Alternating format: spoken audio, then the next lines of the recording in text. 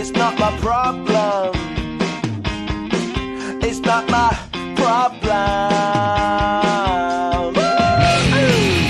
When I feel every metal, and I'm pissed and I'm beat up. When I lie and I'm missing all of the time, but I'm never sure why I need you. Please don't miss you. All right. You like our intro, George? I love it. I love it. We're so creative. Today we got a great guest today on the Prospect Podcast. We're really excited to talk to George Muha of Big State Sports. As always, I'm here, Coach Human, and I have to my left Coach D, who does such a great job of obviously not just being on the podcast, but getting some of these great guests on, which has really helped the podcast continue to go to the next level. And the good thing that Coach D really does a good job of is we'll like dive into football like heavy for a while, and then he'll change it up, which is great. Like, because sometimes we're talking football forever, and we might just need to change. It gets a little boring, talk something else. Talk something else, talk some speed, talk some basketball, whatever it is, baseball. So it's great to have you on, and yeah, thanks. And it's exciting what you're doing. Just a quick intro from my side, obviously from the Morris Sussex sports stuff, which was fantastic for all those years. You really evolved it into Big State Sports, covering nationwide now, I guess. Which is really cool, and but started out with really covering a lot of games in a lot of different sports up in North Jersey and West Jersey, and then evolved it out to where you're covering everything, and obviously football is one of the big sports as always, but covering everything throughout the country. And so it's really great to have you on. If you could kind of dive into that evolution, that would be phenomenal. Yeah. Well, Dave, man, big shout out to you too, man. I've been following you too. I think you were at Indian Hills, and then you were down in Red Bank, and then you always had this little side thing on the side, and then I think you do this whole thing full time, if I'm not mistaken, too, right? The podcast and yep. Really bringing a lot of good attention to the high school scene, and I've watched a bunch of your episodes through the last couple of years, and really great stuff. You always have great guests. You always ask good questions, and really engaging stuff. I love it, man. I really love what you're doing. Thank you so much. Maybe one day, you could just buy us out. That'd be great. Baby. Yeah. I thought this was a sales. I thought you were going to buy us out. We can always work that out. We'll figure it out. We're married. All right, yeah, man. No, dude, cool, man. Again, thanks so much. Anytime someone wants to talk to us, we're like, it's great. I get, it's, for years of my life, no one wanted to talk to us, and every once in a while, somebody will have us as a guest on a podcast or something. It's really a true honor. So really appreciate it. But yeah, so I'll tell you like what we're all about, because maybe people are watching, they don't really know who we are, and that's totally cool. But we consider ourselves a media company that covers high school sports in New Jersey. And I always hesitate to say this, but we kind of consider ourselves as like ESPN of high school sports in New Jersey. And sometimes I cringe at saying that, or I feel like people might be cringing at me when I say that. But if you saw what we're doing, we're not a whole lot far off from what ESPN's doing. So when I look at our business current state, I kind of look at it in three ways: social media, our website, and the broadcast side of things. And social media is really big. So we get like over 5 million views a week on social media, which is a monster number. Like there's not you're well into this, Dave, there's not a whole lot of things out there in the world that are getting that much attention, let alone in New Jersey.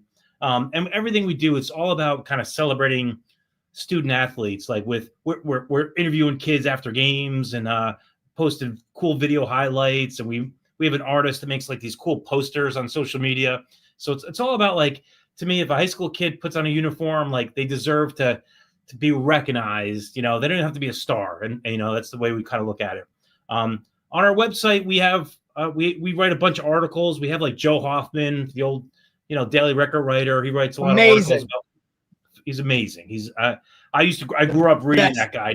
He works for us. Like I pinch myself. But really, the anchor of what we do is we broadcast games, and when we broadcast games, it's a big production. So we have professional commentary. Like we don't have kids announcing games. We may have younger people, but they don't sound like kids, and the preparation is unbelievable.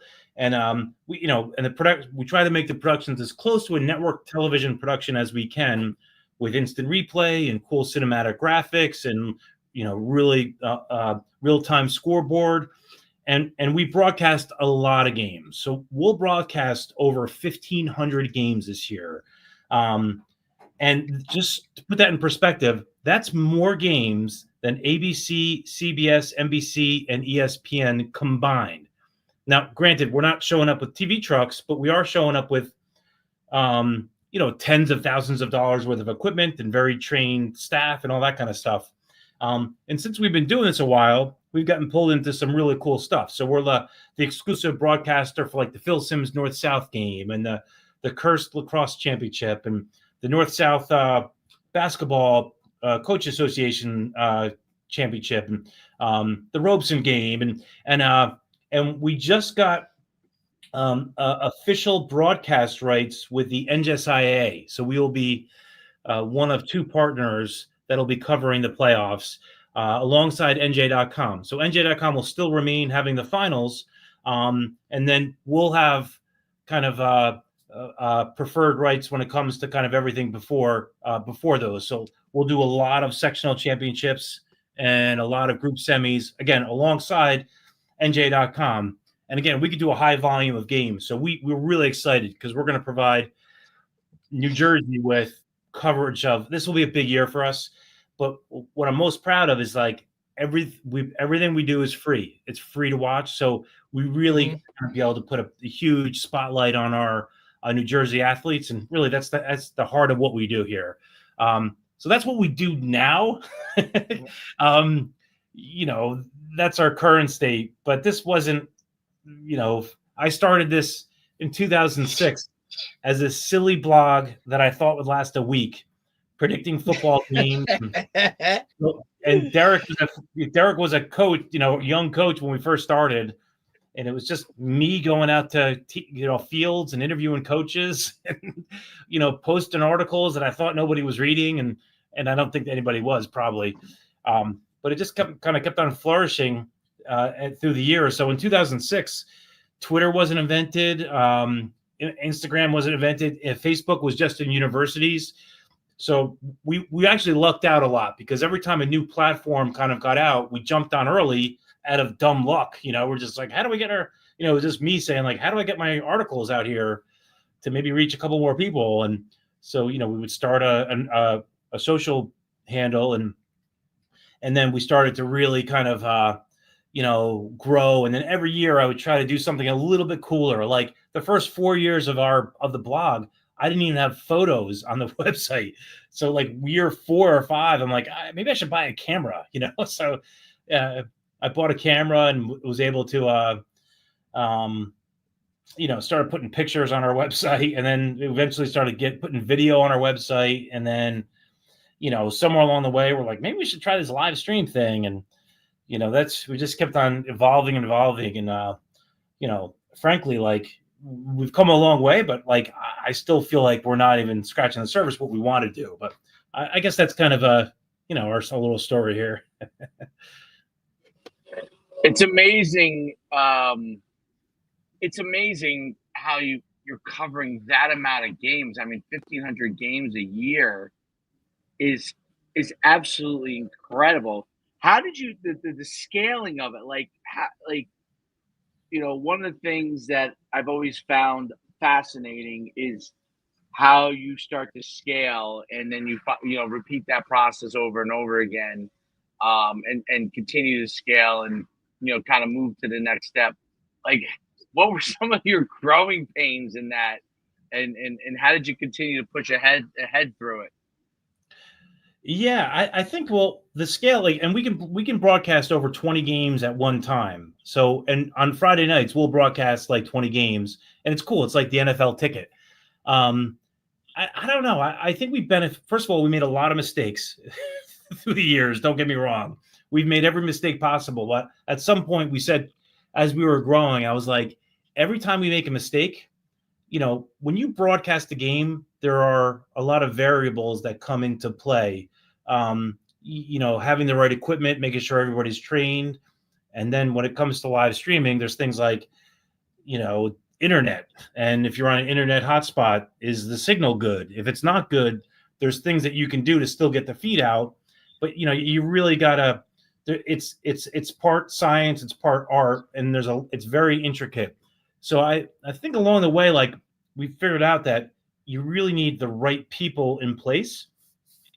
And to do that, you got to create a great environment to work and want people to really believe in what you're doing. And so it's a couple having the right equipment. So we made early on, we went through a lot of iterations of what kind of equipment. Sometimes we had really way too expensive of equipment. Then we went too cheap, and it got the quality got crappy. And then we had to find that middle ground. And once we got that down, then making the equipment the same every time we broadcast the game, as well as the scenes, and then really spending a lot into training. So we have an unbelievable training program. We actually are winding it down. We do it all summer. We have a big training program here on the campus of CCM. It's about 2 months long, and it's a lot of repetition and reps and reps and reps, and going out the fields and testing and making mistakes and bringing it back and going back to a different field and testing again. And so I would say a lot of hard work, and creating a lot of systems to make that happen. But at the end of the day, like, why we're doing it is because everything we do, we kind of have a litmus test. And what we used to say this, we used to say, let's try this. And then we would say, is it dope as hell? And if the answer was no, then we're like, all right, well, why are we going to do it? So when we were starting to do games, like, we should do 10 games at one time. Is it dope as hell? Yeah, that's pretty dope as hell. Then yeah, we're going to do it. So now we're like, all right, let's do, 20 games and beyond. Just because it's cool and people want to, people love that stuff, Well, there's no doubt. I mean, the games are exciting, and it's what draws people in. It's also incredible amount of content that continues to feed your own system too, which is the beauty of everything today. Like I found with our podcast, it's not everybody watches the whole podcast, right? But we put out as many clips as we can. We get as many clips as we can done, and there'll be people that'll be interested in this segment that we speak about for a minute or two, and get it out, just like they're interested in the highlights of the game, right? So it's pretty cool how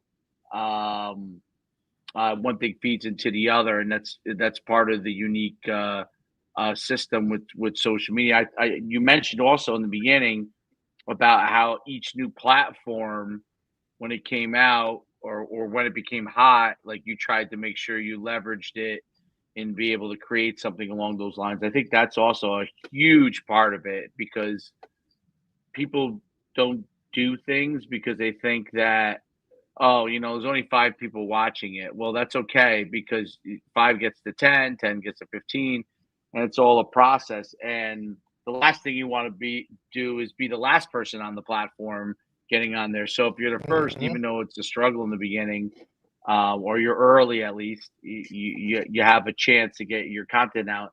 And it's really cool because niche things like, the Prospect podcast, there's a certain group of people that like to watch the Prospect podcast. Like, there's a niche group, but that niche group becomes pretty loyal to what you're doing. So you got a lot of people watching the content that you're putting out, and you're becoming like you are a mini ESPN. I mean, you really are, like, for high school sports, and the big networks don't do a really good job of covering high school sports. They just don't. Like, it's obviously financially, maybe it may not be within their bottom line, other than like a big matchup here or there. but I think locally it really is a huge opportunity, and it's really cool how you've been able to cover these games. It is I always, and so even though you have that internship program, is it easy to get a lot of people interested to join that, or is it hard, or is it like high turnover? Mm, I'm curious with the the group of kids that you're working with. Do they how long do they stay? Do they want to be there for a season? How does that work? yeah, well, it's funny. We're actually located on the campus of the County College of Morris up in Right. Randolph, New Jersey, and the president of the college, Tony Iacano, he's very progressive. He loves the fact that we're here, and we probably have 40 or 50 CCM people that work for us, students. But then they go on. But I would say our average age employee is probably, mid to late 20s, because you have some older folks, and then we do have younger people, but a lot of them do stay on. So what I've learned through the years, that especially on the commentary side, it's to get on a network, it's very much like acting. You have to act in off Broadway plays and commercials and little off, you got to do everything you can. So there's a group of people out there that are just willing, that are very good broadcasters, that just haven't gotten their break, and they just want to keep Mm, getting their reel and keep getting better and better and better. And we've been doing this a long time. Right. So I've had many people who have worked for us that now work for ESPN and CBS Sports and SNY and the Mets and the Yankees and the Jets and this Major League Soccer. So we've benefited, because we're, first of all, we have a great track record, but these people, like, we broadcast 1,500 games a year. If someone wants to build their reel, whether on the production side or the commentary, we're a great fit. And we also have I know this is my company, and I always ask people, they always tell me it's a great place to work, but I do think they're being honest with me. Like, we work really hard. I want, we're good to everybody, and we empower everybody, and we have rules, and we want to make sure everyone does their job, but we have a right. very supportive we're a very supportive place to work. So I think people really enjoy that. It's a great place for people to build their skills and ability. I think that's a really big part of it, because there is so many people trying to break in. This is now an industry, whereas 20 years ago it was probably like only the networks or only bigger companies, and now there's a lot of opportunities. So getting their shot for a lot of these kids is a big deal. I've noticed, even with, like, 'cause we do like I do a lot of stuff where I played football at UConn. I do some shows like once a week with on that stuff, covering UConn football and or UConn sports, and like the major sports. And I've noticed that, like, a lot of the people that cover even colleges now um, are really kids. Like, literally, it's kids that are covering it, and they're the majority of the people doing a lot of the content on social media, with video, with coverage.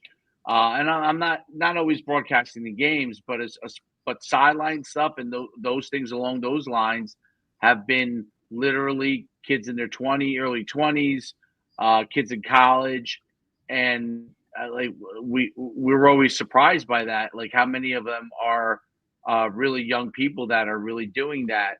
And it's cool, because they're just looking for their opportunity, and then they may some of them may jump eventually, some of them may go into a different part of the industry, but I think it's really cool for them to get that opportunity. That would have been cool to have, like, these opportunities when I was in college. There was nothing like that. Like, you had, like, I remember we had, like, you could go into local broadcasting radio and, like, play music that no one listens to.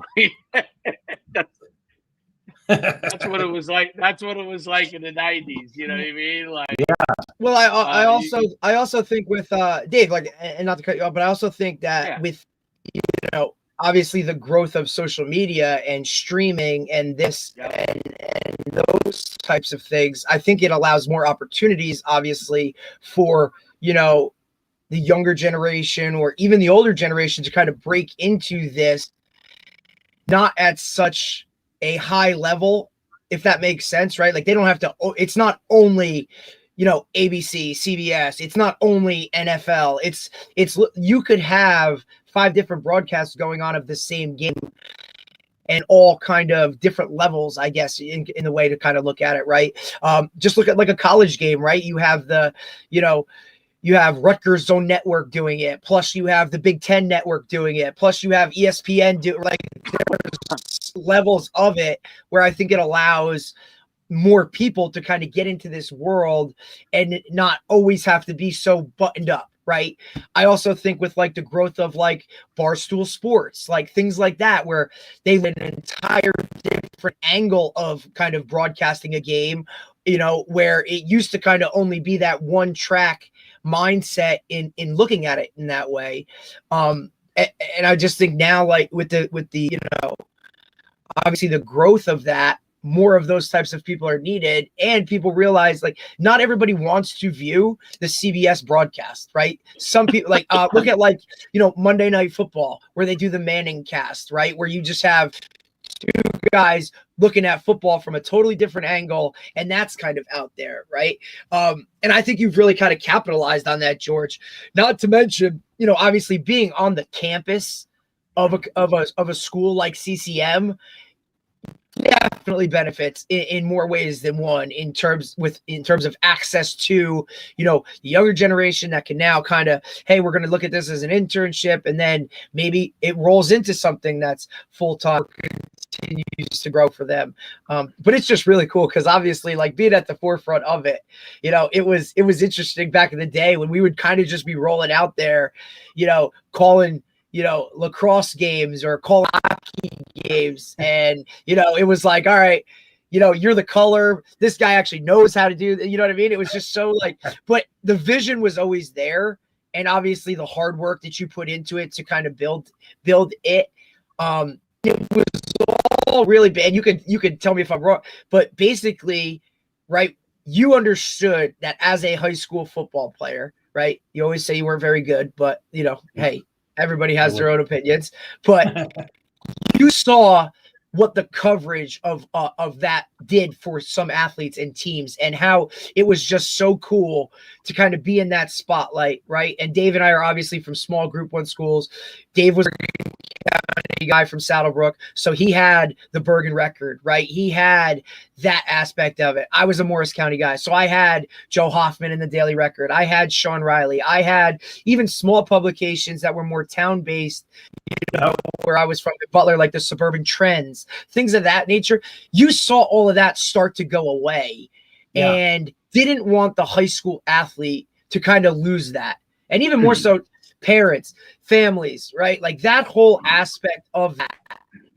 Dave, the caricatures, right, that you would be drawn when you were player of the cartoons. Week. Yes, I love that. Yeah, like that shit. And look, and we've talked about this numerous times. Like, if you played Friday night, Saturday morning, you got the hard paper looking for those sports sections with the write-ups that were in there, and that was going away. Kind of touch on that a little bit, George, because I know that was like a foundational point for why you did this in the first place. Oh my God, yeah. So I wasn't a good athlete, but I have 4 brothers, and they were all great. 3 of them played college sports, and they were really, really good. My one brother sniffed the NFL, so I grew up we would have newspapers all over the floor on Saturdays, and the coverage is unbelievable. Like the artist drawings of the matchups. I don't know if you guys remember that, but the predictions and all that stuff. I just loved it, and I would eat it up. And I actually would. So it was great. And then as I got older and I worked in the trucking business in sales for 20 years. And at lunchtime I would open up the newspaper, and it was still pretty good, like in my early 20s. And I would read every article. I would read every field hockey article, every bowling. And there was something about high school sports that I'm a little bit of a, this is going to show what a big fat geek I am. But I would like just weird things. Like I would be like looking at something, and I would see like Di Pasquale at at Lenape Valley High School field hockey, and I'm like, oh, Derek told me his older sister moved to Stanhope. I wonder if that's his sister. And then I would bump into you, be like, hey, do you have your cousin play? Your niece play for Lenape? Be like, yeah, how'd you know that? I'm like, I've been following her. Like, I don't know. This is a weird way, but I would read every art. There's something about like how high school sports, the articles, they would intertwine all the communities, and everything's very close. Like, I'm sure you guys, like, you see a name, you're like, oh, like that kid's really good. I wonder if that's so-and-so's kid. He was really good too. But as I started this, I did have like a little chutzpah behind me, because I'm like, the newspapers aren't here. If we're not doing this, then no one is. And early on, I would hear a lot of people my age complain, like, yeah, thank God you're doing this. The newspapers are here. The newspapers aren't really doing anything anymore that much. But now I would say I don't really hear that much anymore. And I feel like it's changed. Now we're, some of these teams, we broadcast every single game, and we do a lot of a lot of fun stuff on social media. And I do think I will give NJ.com a lot of credit. I feel like they've really amped their game up the last couple of years. Absolutely. They've built a really nice team, and we see those writers up all the time, and also like Jersey Sports Zone, like they do a phenomenal job. Like, I do feel like it went through a little bit of an evolution, and now you kind of got us. You got Jersey Sports Zone, NJ.com. We're all kind of doing a little bit. Got some like Jersey Athletics. They do a great job on social media. So I do feel like kind of evolved a little bit, and and kudos to all those guys, and people making that happen. But that was the crux behind us, really, the engine behind me trying to make this thing a thing. There's no doubt that what the coverage that is needed is so important, especially on the video side now. And like Derek talked about, the newspapers just do a ton of that stuff. There's less of that, and video is everything. Do schools reach out to you? Like if someone wanted to have their game on your network, how does that all work? So we have a little, yes, they can reach out to us, and they can book us, and they can hire us. And we have a kind of a way we do it to make it affordable. Because it's not, if we're going to broadcast a game, like my operating cost to broadcast a game is like thousands of dollars, when you factor in not only labor, but equipment depreciation and internet hotspots and subscriptions and insurance and all the things that would go into it. But we kind of have a way we kind of leverage other sponsors and usually get the booster club or the schools to have us do games. So yeah, a lot of our games that we do, the booster clubs will actually hire us. Oh, that's interesting. So that's great. So they come out and they can have all their season games or whatever covered, and then what you get sponsors for the program, and that has to be how you make some of the revenue too as well. Yeah. To help defer all those costs. Really, really cool stuff. So in the football, from a football aspect, we got the football season coming up. What are some of the big games that you guys are going to be covering this year?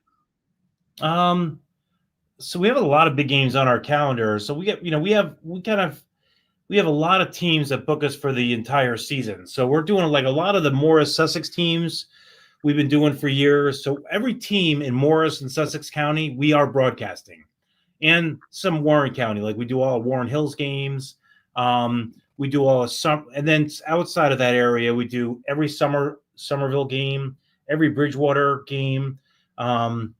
We do every Northern Highlands game. We're doing a bunch of like some NJIC games. Shout out, Derek. I know you weren't in the NJIC before, but Butler is. So we're doing some. Yep. We're doing some Garfield and some old Nice. Old Ridge. Old No, Japan. Woodridge.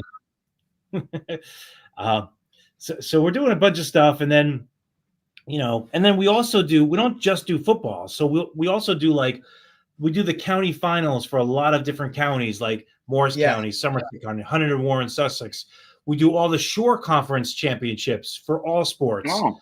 soccer, Yep. basketball, lacrosse, baseball. That's really big for us. So we're swooping down the shore. And then when it gets to the sectional finals and above, we're going to be broadcasting a lot. Like we'll do most of those sectional finals and group semis, along with NJ.com will do some of them too. So that'll be great. Yeah, I love that too, that you also do the other sports, right? Because obviously we know the big sports, the big, stick and ball sports and whatnot. But, when you do soccer, field hockey and all those other kind of things, it just allows those other student athletes to still feel that Friday Night Lights type of situation. And I just think that's so cool. And, not just the finals, right? Like you'll just do a regular season game, you'll put, if it's a rivalry game, you'll put the spin on it and be like, hey, this is a huge rivalry, right? Like kudos to you also for your employees, like understanding more about it, right? Because anybody can roll up, get a roster and kind of just go. But like to know some of the behind the scenes things or some actual information about like, hey, so-and-so scored a goal in 5 straight games, or, hey, this coach is, this is going to be whatever number win in their career. It just feels more high-end attention to detail, right? Like, because we all know that for high school sports, for some of these student athletes, is their time to shine, might be the only time they're ever in that spotlight. And for them to feel that like a professional athlete as close as you can get to it, I think just separates you guys from everybody else. And I think that was also some of the intent behind it, was to make sure that didn't go away. And that was, kind of one of these things that as you move along and in your growth is probably something that will always be a foundational part of it, where, hey, regardless of how big we get or what our next move is, make sure we keep this thing the main thing right here. And that's about, putting the student athlete first and making them feel like they are at that professional level. Yeah. I mean, you should see, what's really cool is like our team is really bought into. They're not bought into. It's just in us as a company. Bought into is the wrong word. We really want to recognize these young people. So you should see, we do a lot of football, and hockey and like the big sports. And trust me, we put a lot into those games. But then we'll get like last year we got bowling, and you should see how like our planning sessions around bowling, and it wasn't coming from me. Yeah. It was coming from our people. They're like, we want to, like, these kids never get covered. So we're like, the effort they were putting there, I was so proud of our team. They're like, these kids never get broadcasted. A lot of the kids who bowl are typically not the kids who play football or, other sports. You know what I mean? They're not getting covered in the other sports. So I was just, we really, our heart is in this. And, sometimes like there's a lot of people that pop up streaming things, and, I look at them, I'm like, our heart is so hardcore into what we're doing for the right reasons that we don't even look at anybody else that's doing. I'm like, good luck, because you're not going to outpace like where our heart is in all this. You know what I mean? Am I boring you guys? No, you're good. Yeah, like I think it's look, it's incredible, right? Obviously, it's also an opportunity for parents, grandparents, family members, whoever, to see things that they wouldn't normally be able to see, right? So if grandma and grandpa live in Florida, but Jimmy's game on Friday night, look, we can, and you make it simple, right? Like they can figure out how to watch the streaming through your network to watch that game from somewhere else and feel like they're there, right? Another big piece to that whole thing that is so cool. How does it work, right? You just go to a game on a Friday night, right? The entire setup, the actual logistics of physically being there, up in the booth, doing this, doing that. Because look, I was in Morris County for a long time. I was in a lot of counties up there. Some of the facilities that you're working with, to you guys, but like, how does that logistically work? Obviously, you've been in it for a long time. You know what setup is where and kind of some of those things that you need to. But when you're starting out with this, I'm sure that was a task that felt monstrous at the time to kind of logistically, how do we physically get to this place, set it up, and make it all work? Talk about that a little bit. Yeah, what we do is very, very logistically intense. And first and foremost, like I always tell all our guys, like our relationships with the schools, they can't be good or great. They have to be impeccable. So like when we go to a game, if we go to a press box and it's littered with trash and water bottles, I'm like, everybody already knows we'll clean it up on our way out. Even though we didn't make the mess, we don't want to get blamed for it. We want to be great. We're guests at these places, so we want to treat ourselves like we're guests. So those relationships with the schools is number one. And then logistically, every single time we do games, we reach out to the schools ahead of time, make sure that they know we're coming. Where can we go? Can we set up? We make it really easy for them. We bring all the gear. Like they do nothing. We just need their permission and where to go. And then like new school, it can be a little challenging. So week 1, we're doing 4 schools in South Jersey. Week 0, Gloucester Catholic, Ocean City. Oh yeah. Shalik or Shalik. Yep. I think it's Shalik, right? Shalik. Yep. We got a South Jersey guy here. And somewhere else down the shore, I can't remember. So today we have a team. Kelly and David are driving to each one of those schools, meeting the ADs, looking at the press box. We're going to be here next week. Where do you want us? Where can we go? Right. Where can we not be? We don't want to be in the way of the coaches. So it's very, very logistically intense. We spend a lot on logistics, a lot of time. Yeah, I think that it's incredibly. It has to be incredibly cumbersome to cover all that, but it's rewarding. I mean, the families benefit and the athletes benefit from being able to get that stuff covered, which is really, really cool. Really, really cool stuff. What's the farthest place that you go? Are you all in state, or is there other places that you go besides in state? Yeah, no, we've been to. I mean, most of it's New Jersey, but we have been to. We've been outside of Philly. We've been to Long Island and New York State, the Lehigh Valley, but most of it's New Jersey. But we have big plans to go beyond New Jersey. But right now, this year, today, we are mostly focused on New Jersey. Awesome stuff, dude. It's really, really great stuff. It's great having you on and talking about this kind of thing. It's exciting stuff that you guys are doing. You cover so many games. I see it everywhere. And, you need to get your own channel soon on Netflix or something, you know what I mean? So not just on social media, they got to put it on Netflix for you. And as you keep growing, Netflix will be down here in the shore in about a couple of years. So at that point, you put another studio down there. I'll go in with you. We could share the rent. Derek wants me to get a studio anyway, right? So we'll be nice. We'll go in. We get a sound station. I'm in, Dave. Let's pitch. I'm ready for the pitch. Cool. I'll go down. I'll pick you up, and we'll give our big pitch to Netflix. That's it. We could definitely do that, no doubt about it, because they're already full. They're already starting to take hold some of the stuff. I mean, they haven't taken over the places yet, but they already bought all that area. So it's coming very. Whole freaking army base. Go ahead. What's that? I said, can I ask permission to change the subject? Yes. Okay, so listen, guys, we've been up in North Jersey for a long time. Both of you guys have migrated to the shore. You were at Red Bank, Coach. Are you still down there somewhere? Yeah, I live in Lincroft. Yeah, so both of you guys are transplants. I'm in North Jersey.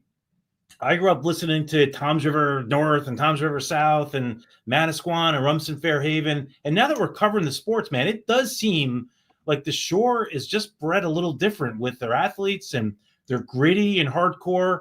Like, what is going on? Is there something in the water down there? Well, you want to take it first, Eric, or you want me to go? You go ahead. Because you're I'll start. yeah. Go ahead. Go ahead. I'm Go in ahead. it more. I'm in it more on the youth level. You know, I was a head coach there for 2 years, but I'm more in on the youth level. We do have the 7-on-7 club where we have obviously all of the football players, a lot of the football players in the shore in the spring with us. But it's I would say this. There's a lot of like old school pride in the towns that there are down here. And I think that there's a lot of families that like keep hold of the tradition of those towns. There's not a lot of private schools up like parochial schools. So if you're going to go parochial, there's a few choices you have. They're great choices, but there's only a few. But it's not like up north. It's definitely not like that not like when it up comes north to where you parochial could public. Right, where you could really like. I'm from, Derek's from Butler. Butler's a little bit away, but I'm from Saddlebrook, where if you're a great athlete in Saddlebrook, which is right next to, is like literally in the middle of Bergen County there, like those kids are leaving now. Whereas, when I was in high school a long, long time ago, that didn't happen as often. So, and even 20 years ago, it didn't happen as often. So, I think that's a big part of it. I think the shore towns have been able to. Plus, I'll speak for football and maybe even some of the club sports like basketball and baseball. There's still a lot of town club teams. So, like, in my town, Lincroft, like my son plays on the Lincroft Lightning, right? But it's a travel team and they're good, but still the majority of the players are from the town, right? So they kind of are able to keep a lot more of that longer, I would say, than North Jersey. Whereas North Jersey, the high end is the shore can't compete with it yet as far as the high end talent wise with North Jersey because there's so much bigger population and they do have the ability to jump to elite clubs right away. Whereas I think the shore, they have elite clubs, like Lacrosse has some elite clubs down here, but they could also have the option to play in a club team that's within their town or near their town, which I think is a little more unique to the shore area and maintains a lot more of that hometown feel to it. So that makes sense. So those kids can stick together for longer in the same town. Yep. Like football, for example, the Shore AYF conference, which has a lot of teams. I don't know the exact number of teams, but Derek probably would co-sign on this. There's a lot of teams in it, and it's the whole entire shore and reaches a little bit beyond the shore too, but it's the whole entire shore definitely. And those kids play, even though it's obviously travel football, they play for their town. And then they play other towns. So like you're gonna play the town you're playing for. A lot of those kids, not all of them, but a lot of those kids end up playing for their high school. And then the ones that there are some obviously elite kids that are going to go play for parochial programs, but there is a lot of them that do stay, and so you get some really good public schools. You get Rumson, you get I'm in. Lincroft is part of Middletown. Mid-South and North is usually pretty good. Mid-South, obviously, under Antonucci was one of the best in the state. When he was. Are you in South or North? Where are you guys? I'm on the South side. Yeah, I'm on the South side. So obviously he had built a great program there. But you have a lot of really good programs there. You go down to like where Derek is, the Brick is obviously a huge town. Yeah. There's two good schools in Brick, right? Yep. Yeah. Tom's River probably has 3 schools, I think. And then you have a parochial, like in Tom's River, you have 3 schools and there's a parochial option, right? Right. It's kind of comparable to like Wayne. Oh, right. Right, like you have 2 high schools, right? Passaic County Tech, and then you have DePaul. Tom's River, you have Tom's River North. What's the private school in Tom's River? Donovan Catholic. Oh, okay. And in Middletown, where I am, you got you have Mid-South, Mid-North. You got Rumson, which is obviously a powerhouse. And then, Red Bank Catholic is literally, like, from where I live, even though I'm on the Middletown South Side, is 5 minutes down the road, right? And St. John Vianney's is 8 minutes down the road, right? Huh. So Wow. so you know, it's certain pocketed areas. So you have Freehold's pretty close to where we are, and so those towns all have like some really good athletes. And I can tell you this: North Jersey parents are super driven. The Shore parents are super driven, like super driven. Like if we talk about youth sports and driven wise, I would say like there's no doubt like North Jersey parents are very driven. It, but there's a lot more independent like leagues down here. It's a little more coordinated from that standpoint, and the parents are really, really, really driven to have their kids have an opportunity to be successful. North Jersey was way ahead in stuff like speed and strength development. Like it started there, like when I had my facilities, like we were going back a long time ago, but like 20 years ago, before that there was Parisi, right? And that's still been around that was kind of the beginning guy on a lot of this stuff. And that grew really quickly in North Jersey. That helped facilitate North Jersey into having great athletes. That has now moved down here too. So they're starting to get that component to it, which is really helping all that. It's a lot of things. And but yeah, I think that's a unique thing. When I was a kid in the 90s, the Shore was really one of the best, like was on par, with North Jersey, not as big as North Jersey, but on par as far as talent wise. I would say there was a lull, even though Mid-South was a powerhouse program. There was a lull maybe in like the 2010 aspect where there wasn't as many programs, but now as everything has come down here, there's like a resurgence in the last 7 or 8 years of where all the programs are really, really powerful. Like it's no longer just Mid-South being the best program in RBC. It's a lot of, you got Rumson, you got Toms River North, you got Brick Memorial was very, very good last year. Point Pleasant Borough. I'm missing a bunch. I'm just talking. Homedale last year was really. So you're going through a lot of places that are having a lot of talent. So and a surge from that standpoint. Interesting. Yeah. Yeah.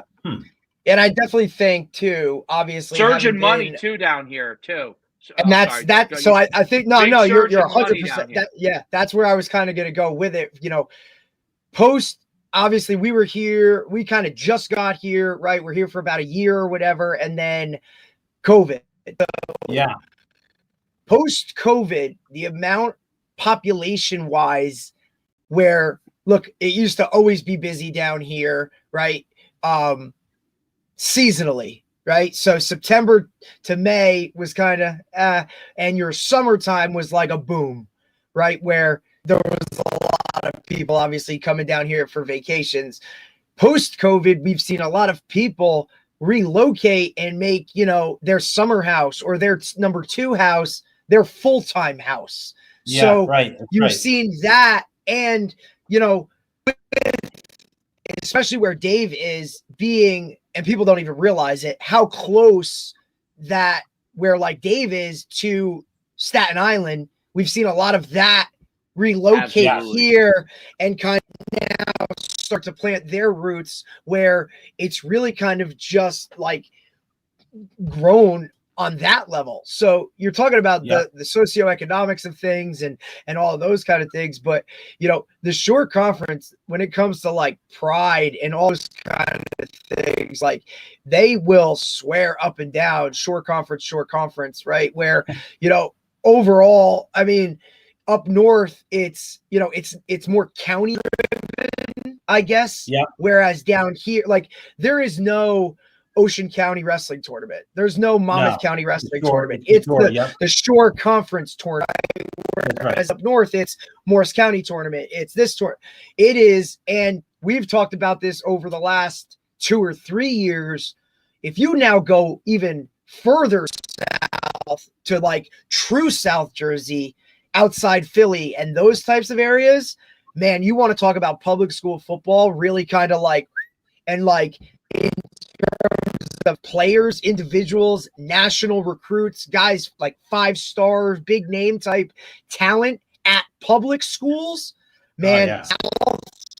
South Jersey, steadily on the rise. I mean, any college coach, we're hitting South Jersey, outside Philly area, because down there it's more regional based, right? So you have 2 to 3 towns making up a regional school where now you have more kids kind of just, whereas up north, throw a rock and it's, this group 1, that group 2, it's smaller schools. Down here it's or down there it's more regional, where your numbers are bigger. I mean, even within the short conference, we just saw 2 monster schools out of Jackson Liberty and Jackson Memorial merge to now make Jackson Township High School, which even will be over 2,000 students, like booming and all that kind of like automatically, like they have to go to the top just by numbers, and two pretty good teams, right? But I don't know. It's definitely player wise to me, it's very comparable to Morris County football, where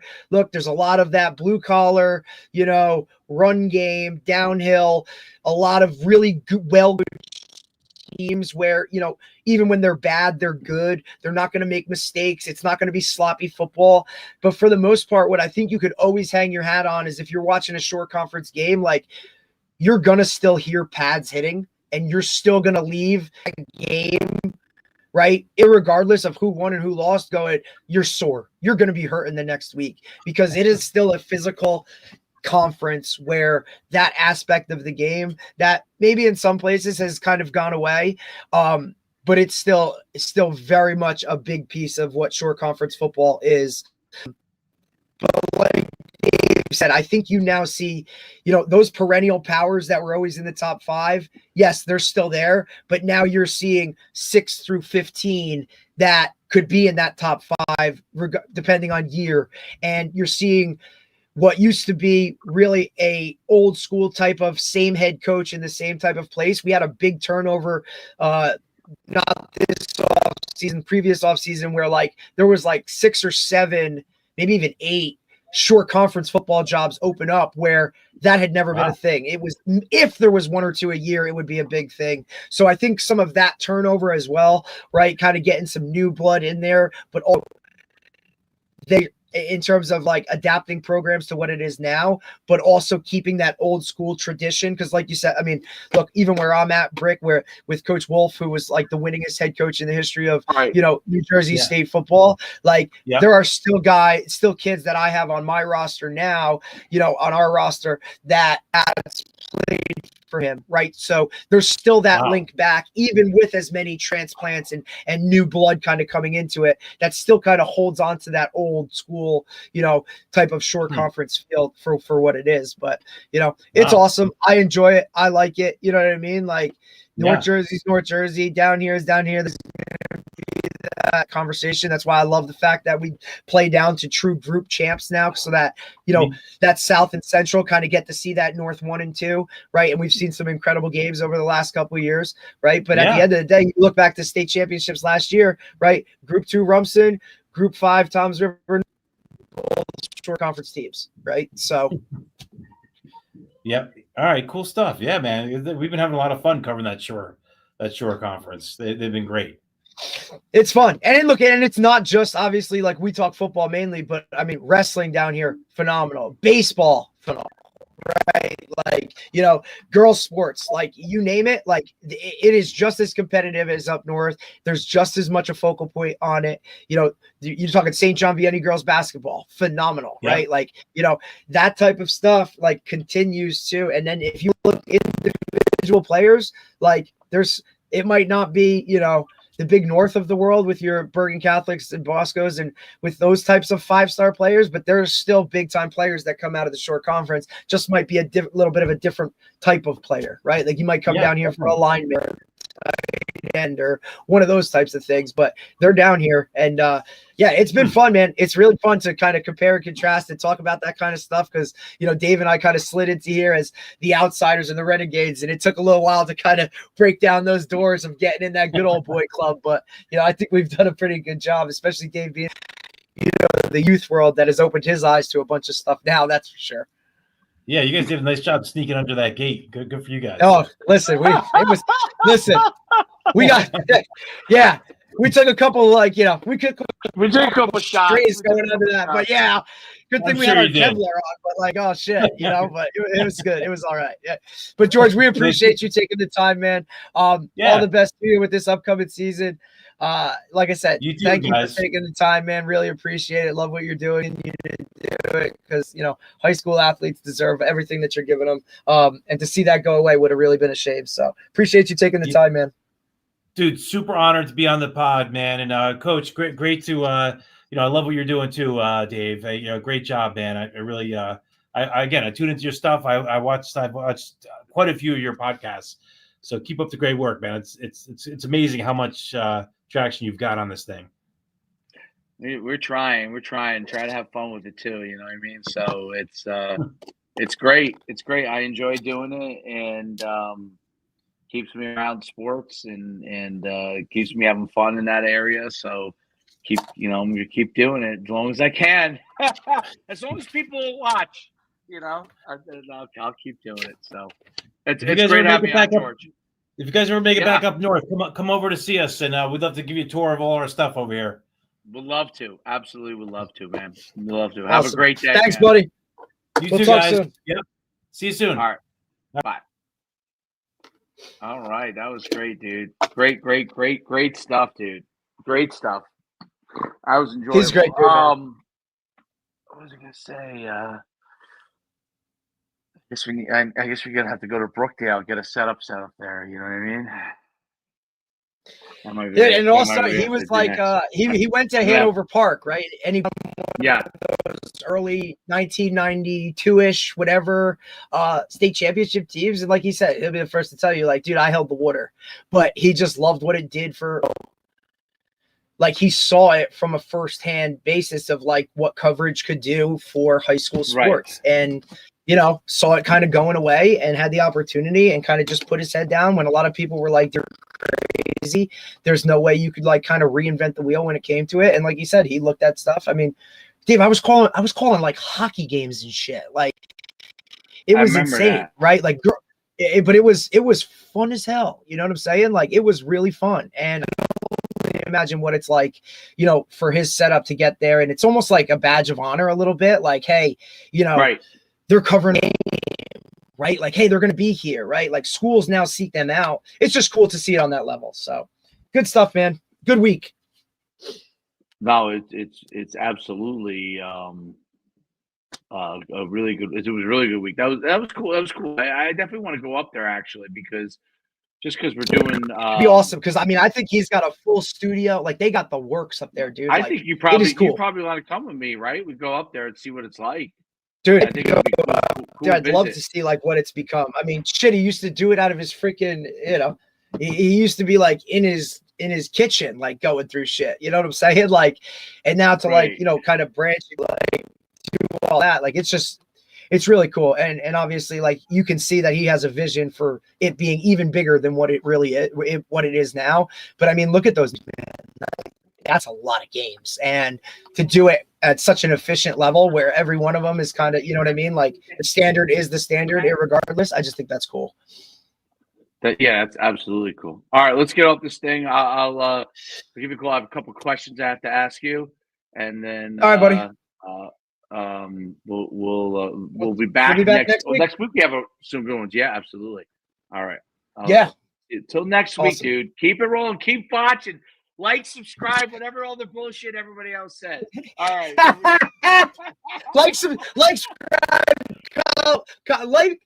subscribe, follow, leave a comment in the comment section. Let us know what's going on. Yeah. All that bullshit. You can like us. You can whatever. We've had more bullets. It's fine. Just let it fly. Yeah. Appreciate everybody watching. Exactly. We'll see you next week. Exactly.